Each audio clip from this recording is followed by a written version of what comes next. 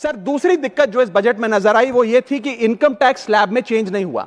Sir हर साल देश का आम आदमी जब वित्त मंत्री जी की बजट की स्पीच सुनता है तो वो इसलिए नहीं सुनता कि पीएलआई की क्या इन्वेस्टमेंट होगी, कौन सा कॉरिडोर बन रहा है। देश का आम आदमी सैलरीड क्लास इसलिए बजट की स्पीच सुनता है कि उसके अंदर स्लैब में कोई रिवीजन होगा, क्या हमारी स्टैंडर्ड डिडक्शन की जो हमें डिडक्शन मिलती है वो बढ़ेगी। लेकिन इस बार बजट में देश का आम आदमी और खास तौर पर देश का मिडिल क्लास डिसअपॉइंट हुआ।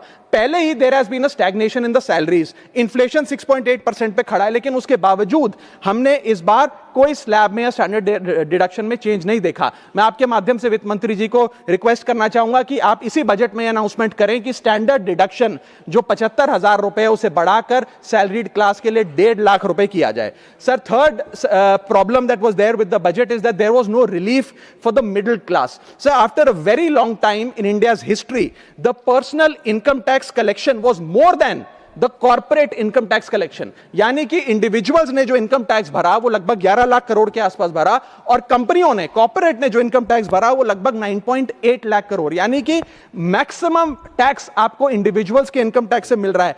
आप मिडिल क्लास वो टैक्स भर रहा है। आज वो दौर आ गया है कि हम मिडिल क्लास को अपलिफ्ट करें, मिडिल क्लास को पैम्पर करें, नहीं तो मिडिल क्लास एक सैंडविच की तरह रिच क्लास और पुअर क्लास में दबता चला जा रहा है। सर राइजिंग कॉस्ट प्रेशर्स के चलते पिछले वित्तीय वर्ष में मिडिल क्लास ने देखा कि उसके एजुकेशन के खर्चे में 8% की बढ़ोतरी हुई, हेल्थ केयर 9% से महंगा हुआ, रेंट 7% से, फूड 6% से, ट्रांसपोर्ट 5% से।